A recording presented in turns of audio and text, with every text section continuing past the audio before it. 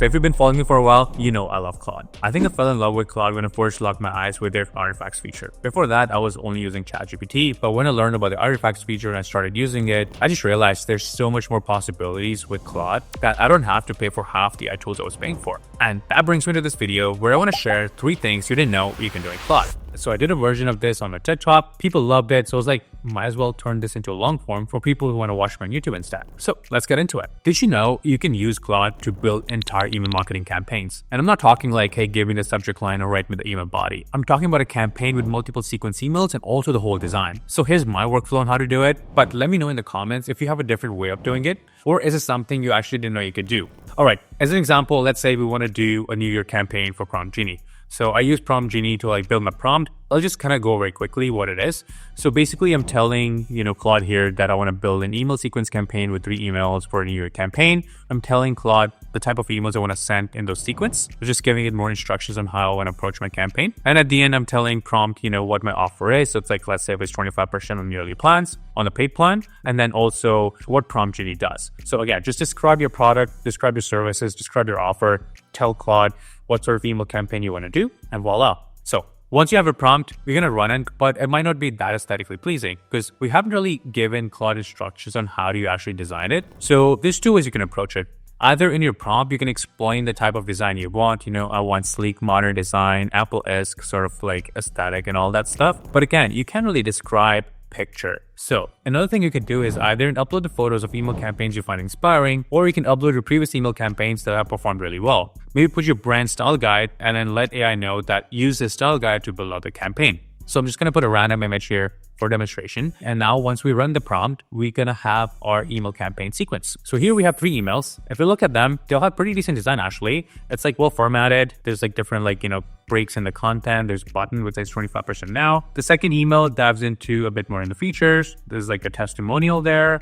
And then at the bottom, there's again call to action for claiming the discount and a banner with what the sale is. I mean, these email campaigns, they seem pretty good. I hired someone for thousands of dollars couple months ago for email marketing campaign, and we were using other tools to build out the campaign. But honestly, had I done this before, I could have saved some of the time. But again, it was so fun working with the person. I learned a lot. So there's some aspects of working with people and not just machines all the time. Anyway, so this is how I can, generate literally any email campaign. I can basically add my logo here to Claude as well and be like, hey, by the way, replace the Prompt Genie with my logo. So that way my email marketing campaigns could be on brand. So once you have these designs, you're happy with the copy and everything else, we can go and export the code. So once you go to the code tab, it's just, HTML stuff. So copy the code. You can go to your email marketing software like MailerLite, MailChimp and all that stuff, HubSpot, whatever you want. Paste the code and you have your email marketing ready to go. Or, if you're really new to the business and you just send your emails via Gmail, it's still possible. You can go to Chrome Store. There's a bunch of different Chrome extensions that can turn your HTML into a Gmail, Outlook, or Yahoo emails and stuff. You can just something like HTML. And then once you go to your Gmail, you're going to see this Chrome extension pop up at the bottom as a widget.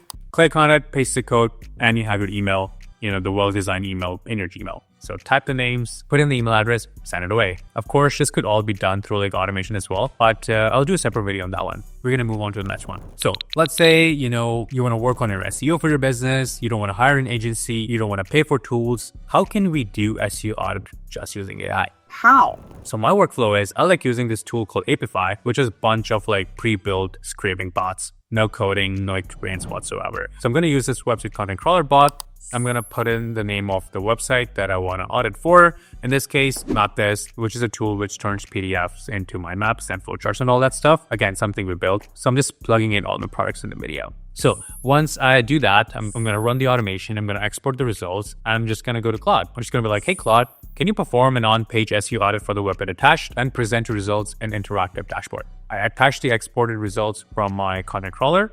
And then boom, I have a whole dashboard for my SEO audit. Again, in this scenario, just for demonstration, I didn't dive deeper into the prompt. I could really specify what sort of audit I'm looking for, specific things I'm looking for, if you want better results. But I just wanted to give you a demonstration of things that's possible. The window you see on the right, this is what I meant early on by artifacts, where, the Claude builds out the code for these visualization of your information, of your data and all that stuff. And then it's super useful to share with the team, share with the stakeholders, share with the audience, wherever you want to use use this data and like actually make sense of it. Anyway, here we have like an audit score of 67%. We have some stats distribution for good warning and error.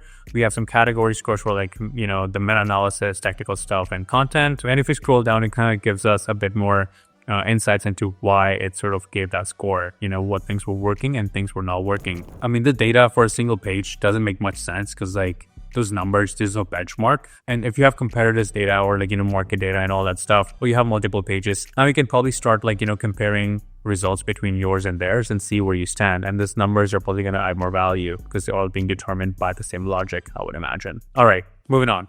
So the biggest use of LLMs like ChatGPT and Claude is a lot of writing work, but most people think they have to pay for a separate tool because, you know, if you just use ChatGPT or Claude, the writing kind of sucks. It's kind of robotic. But that changes with the Claude's new feature, which they released around November, called writing styles. Just a disclaimer, this video is not sponsored by Claude by any means. By the way, Claude or anyone from Claude, if you're watching this, would love to get sponsored.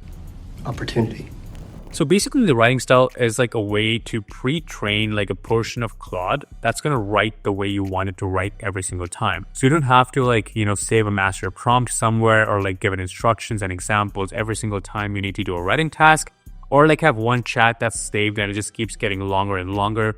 And it's going to eat up your context window because it's just processing through all that information every single time. So this is where you can use writing styles for consistent writing for your on-brand voice. So if you go to your writing styles, I think this specific feature is part of the paid plan. I couldn't confirm, I was trying to look for it. I couldn't find it. You're going to see like a few as defaults, like, you know, the concise, formal, explanatory, and you can build your own. Once you go and create your own writing style, you're going to see an option to either add some writing examples. So this could be examples of like brand copy that you have written before that works well, you know, like the website that you have.